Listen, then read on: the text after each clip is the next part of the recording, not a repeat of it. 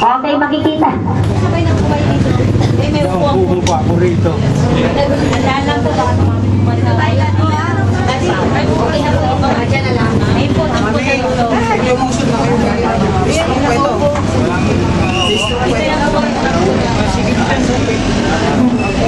Dito tayo sa gitna tayo. Okay. O, gitna na tayo. Okay, so pakinggan po natin. Kunting katahimikan lang po. Magandang umaga po sa inyo lahat mga kaibigan. Good morning! Ito po.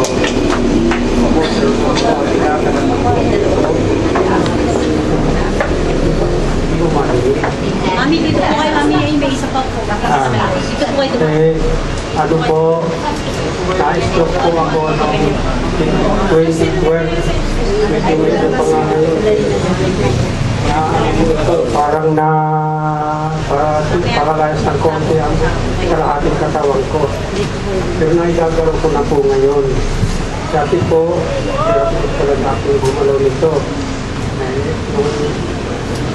Una nga po, ang labo ang mata ko.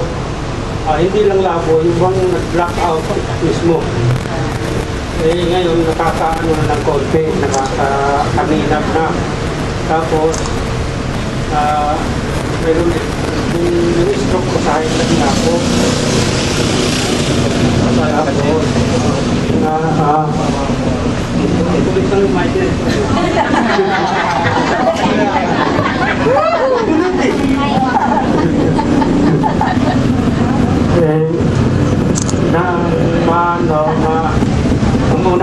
Una po akong maestro, ang naano sa akin, na-maintain lang sa akin, ang Lodipin. Opo, buhay doon. Sabihin sa po yun eh. Tapos,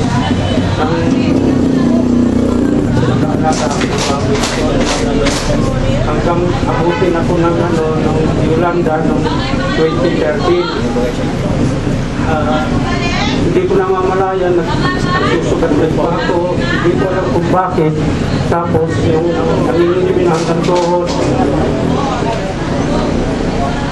Kaya ibinenta ko lahat yun. Ang pumunta ko sa Manila, dahil dito naman kasing pamilya ko noon.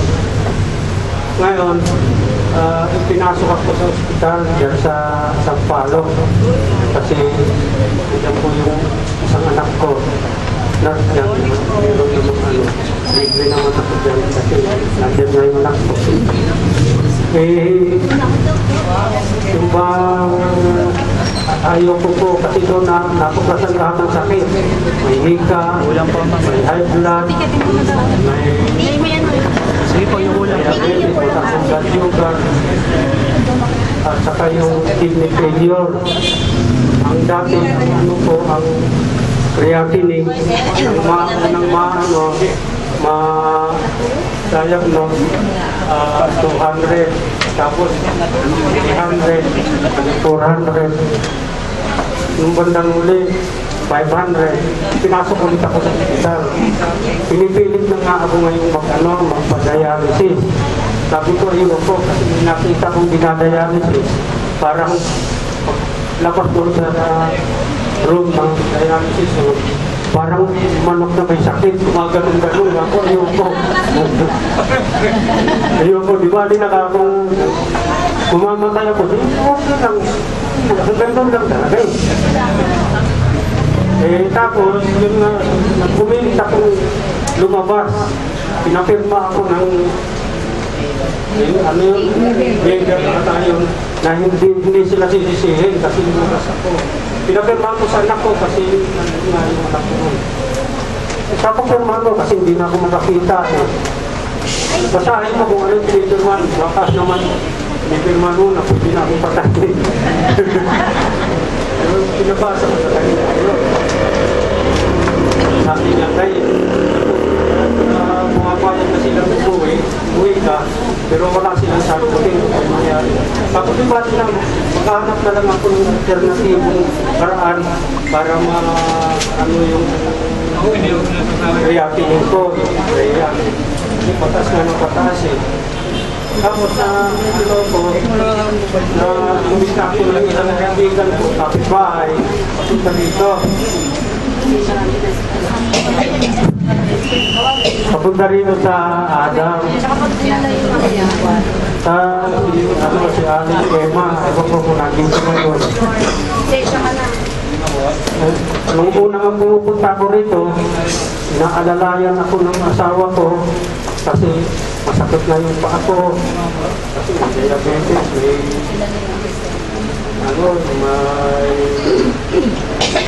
nangingitim nga itong gantuhot, buti ngayon, hindi nag-ano. Nangingitim yan ang gantuhot. O baka naman makita ng hita.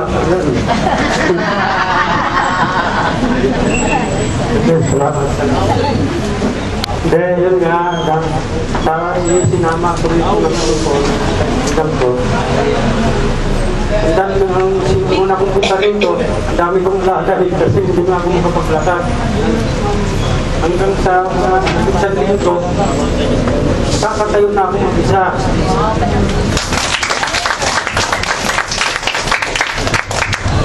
Tapos, medyo nakakaaninag na ako ng konti.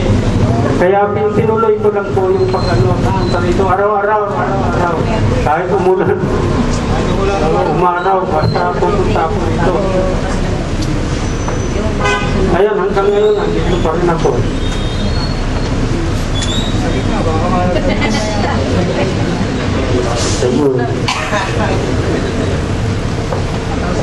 Pero ngayon medyo maayos ang nararamdaman. At isang pinakamahalaga sa lahat, yung prayer ko, hindi na masyadong tumaas. Dati, by 100 yung tumaas. Ngayon, tumaas ng 0.25 lang ata, 0.25. Dati, by 100. Kaya ang inaasahan ko, kapag araw-araw kami ito,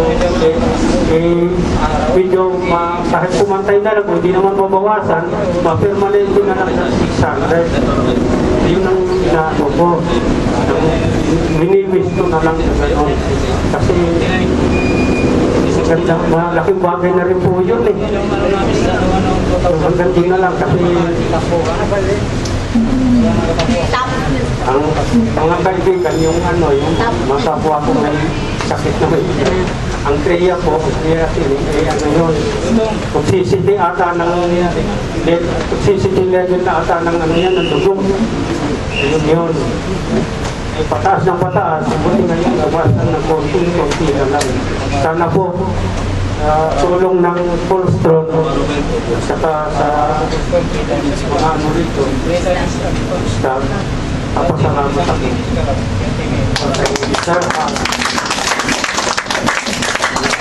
Kay Sir Hart na nagdadal dito ng mga cholesterol para sa mga mahihirap. Salamat po. Nagaan po natin ang ating mga katawan. Kapo, hirap kasapin. Salamat po.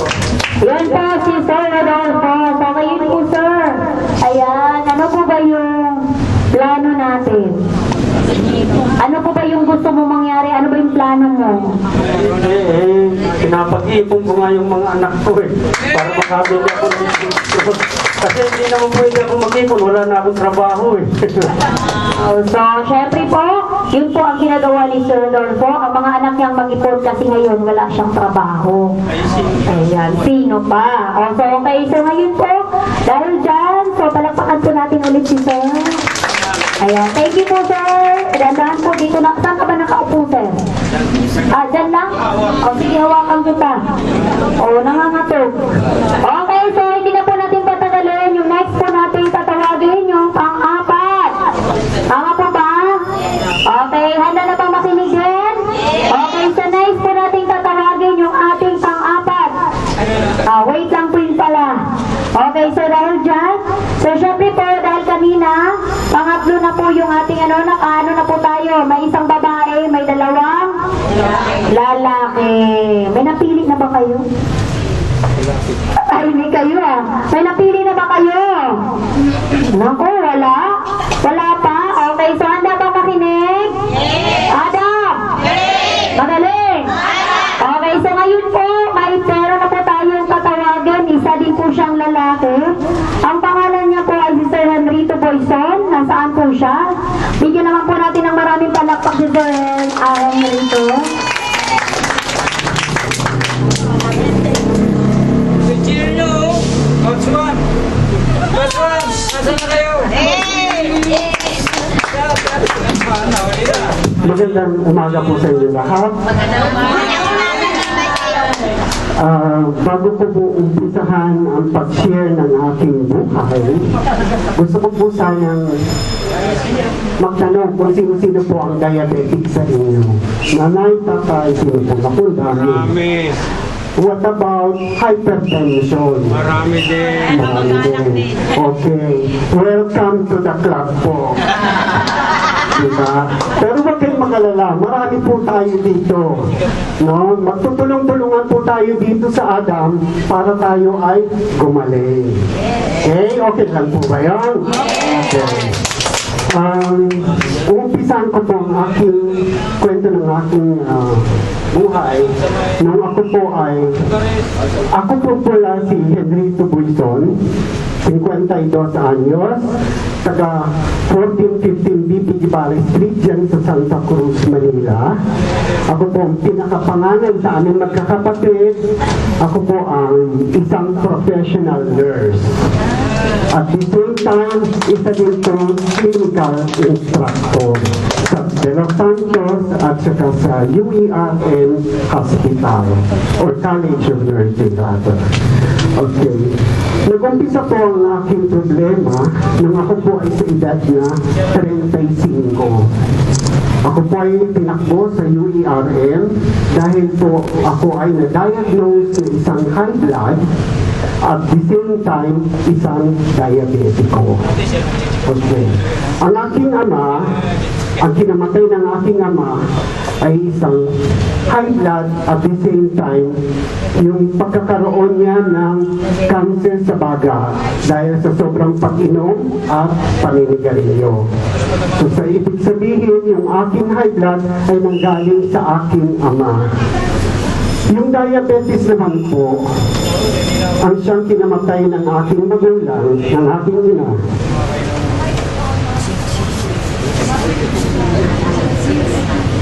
Pasensya na po. Nakawa ko ang aking diabetes sa aking ina. Ako po tumutos doon sa pamilya. Pareho ang mag-ina ko. Ako yung nagpapagamot sa kanila, pero hindi po nila alam. Ako din po ay biktima ng sakit. Wala po silang kamaliman. Pero kailangan kong tumayo. Kailangan kong maghanap buhay para may bayad ako sa pagpapagamot sa kanila. Hindi ko na alam kung anong gagawin ko. Tumataas ang blood pressure ko, tumataas lahat, cholesterol, uric acid.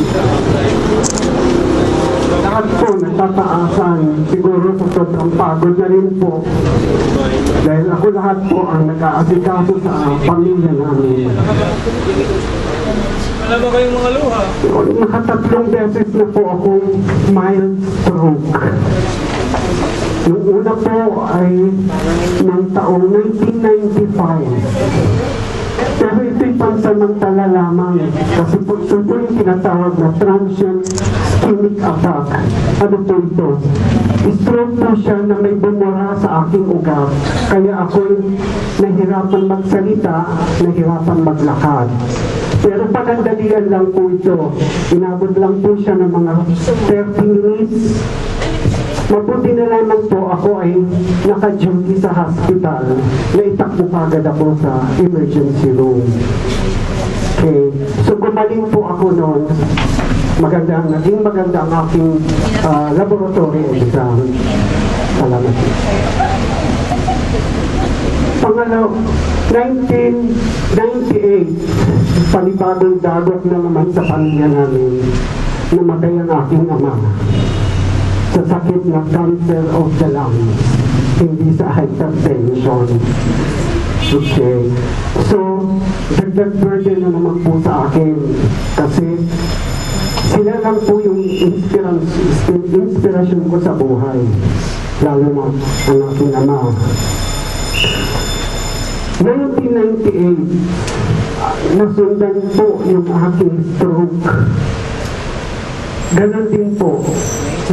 Nahirapan ako magsalita, ang kalahating katawan, halos hindi ko na rin mayakbang. Pero gumaling din po ako kasi nag-check po talaga na ako po ay nasa duty. Salamat na lang, isa akong nurse, naka-duty ako, andyan na itatakbo agad ako sa emergency room. 2006, ang mother ko naman ang kinuha sa sakit na komplikasyon ng diabetes niya. Okay. Naubos lahat ng savings ko, pati sa pansarili kong pagkamot na ubos. 2011, inatake na naman po ako. This time, sabi ko sa sarili ko, nako, ito na po yata ang katapusan ko. Nag-chest pain ako, tumaas ang blood pressure ko, tumaas ang uric acid, tumaas ang blood sugar. Ang cholesterol ko po, umabot po siya ng 450. Uric acid, 7.0. Blood sugar, 350. Sa urine po, nagkaroon po, spill off po ako ng sugar sa ihi, which is positive 3. Indikasyon po na inuunti-unti na po yung aking kidney. Ang aking blood pressure po ay umabot sa 200/120. Ang dami pong gamot na binigay sa akin. 3 klase para sa insulin, para sa diabetes ko rather. Dalawang tabletas, 2 klase, isang Trojanta, isang Metformin, plus meron pa ho akong Humulin insulin. Humulin 70/30 na araw-araw ini-inject sa akin twice a day. Ang mahal po ng insulin, 1 week lang po sa akin yun, 1,800 kaagad. Okay, pero kailangan kong magkaroon ng gamot para sa akin, para naman ma-survive ko yung sarili ko kasi ako na lamang po ang nag-iisa sa buhay. Ang mga kapatid ko, nasa ibang bansa na rin, single pa po ako hanggang ngayon dahil sa pag-aalaga sa aking mga magulang. So, pagkatapos po nun, nung minsan po, nakita ko yung kapitbahay namin, may mga kapitbahay po ako dito. Ayun po. Nakita po nila ako, lalo na si Mang Romy sa Piandante, kinausap niya ako. Sabi niya, Henry, alika, bakit ganyan ang kulay mo at putla-putla mo? Sabi ko, Mang Romy, siguro ito na yung huling andas ng aking buhay. Sabi ko sa kanya. Pero, huwag kang mag-alala, sabi niya. Meron akong pinupuntahan dyan sa dito nga kay Adam, no? Sabi ko, ano yun? Ano yun? Machine. Sabi ko, anong kasing machine? No? So kami po bilang mga nurse na isang practitioner, medical practitioner, hindi po agad-agad naniniwala sa mga ganitong klase ng therapy o ng pagpapagamot. Pero sabi niya sa akin, punta ka, tingnan mo, alamin mo kung totoo nga, at mayroon siyang katanungan kung bakit ito ay libre. Sabi ko gano'n. At pangatlo, sabi niya, nagpapagaling daw. Yun ang sabi sa akin ni Mang Romy. Okay, sige, sabi ko, sige, schedule natin. March 31, unang araw ko po dito, unang araw ng pagsalang ko.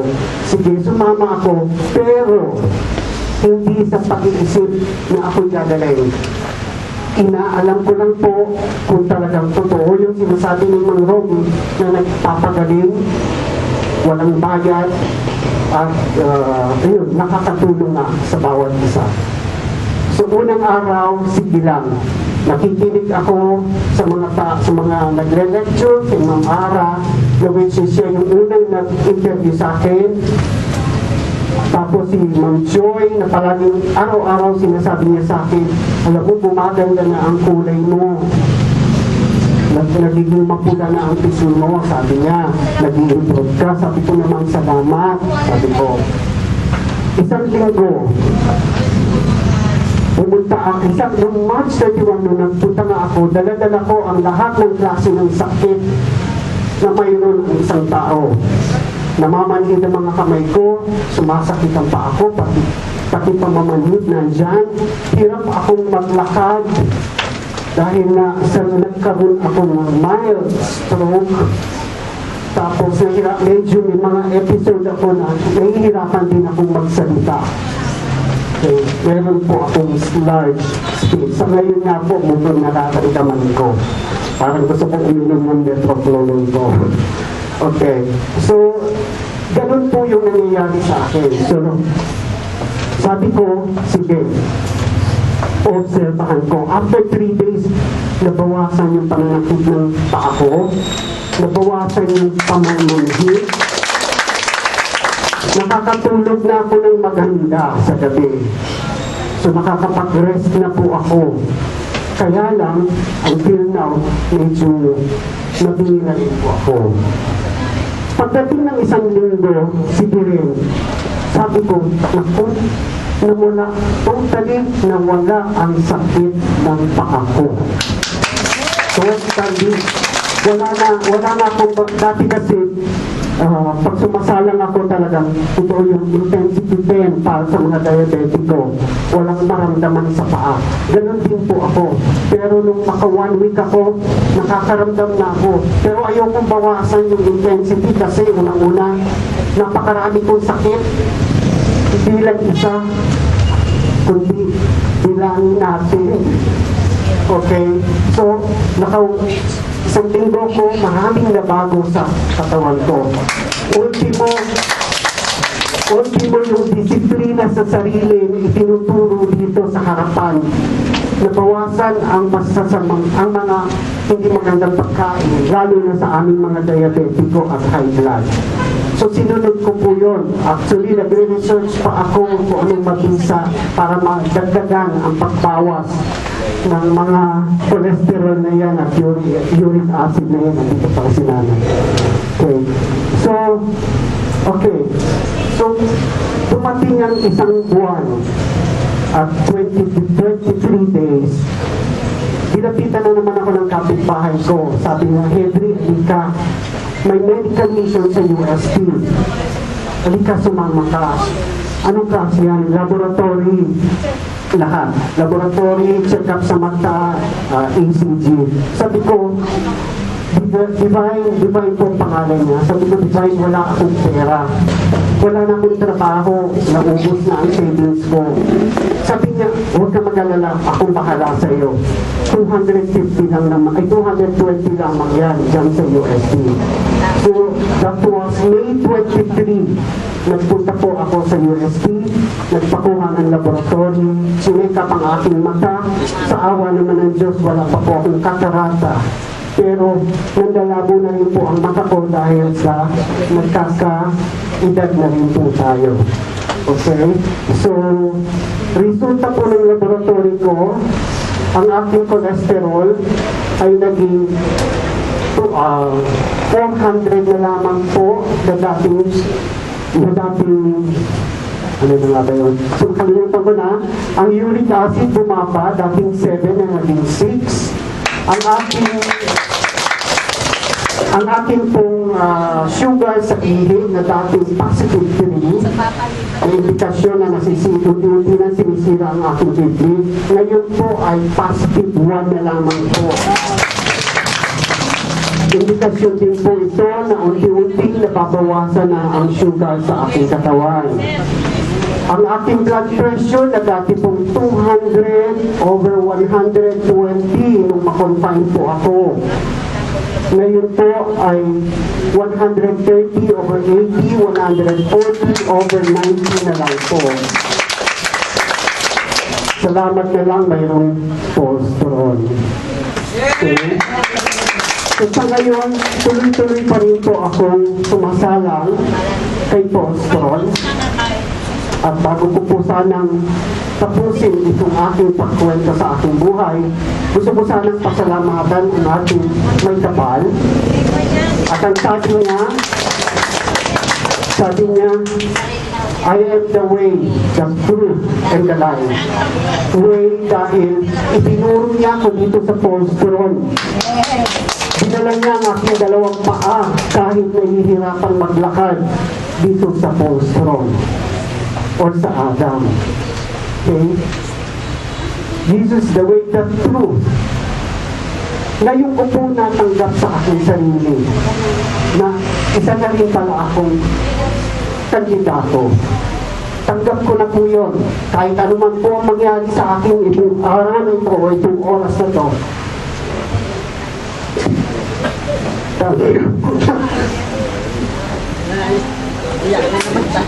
Jesus is life. Binibigyan niya ako ngayon ng pagkakataon na mabuhay muli. Katulad po ninyo. Kailangan mabuhay pa dahil meron pa tayong misyon na dapat asikasuhin sa ating mga pamilya. Mabuti na ako kayong pamilya. Ako nag-iisa. Pamangkin ko lang ang kasama ko. Nag-aalaga sa akin. Okay. Pangalawang po, gusto ko rin pasalamatan ang staff ng Adam nang dahil po sa inyo, wala kami dito. Ma'am Ara, yung dating manager natin, si Sir, yung bago nating manager, at lahat ng staff, kay George, kay Ma'am Ara, na palagi nagtatanong sa akin, kumusta ka na, ganyan, okay? At nagpapasalamat din po ako sa mga si Ma'am Ola daw po. At nagpapasalamat din po ako sa lahat ng mga tatay at nanay na narito, na nakikinig sa amin. Huwag po kayong matakot. Sabay-sabay tayong tatahak sa ating pagdating sa dulo.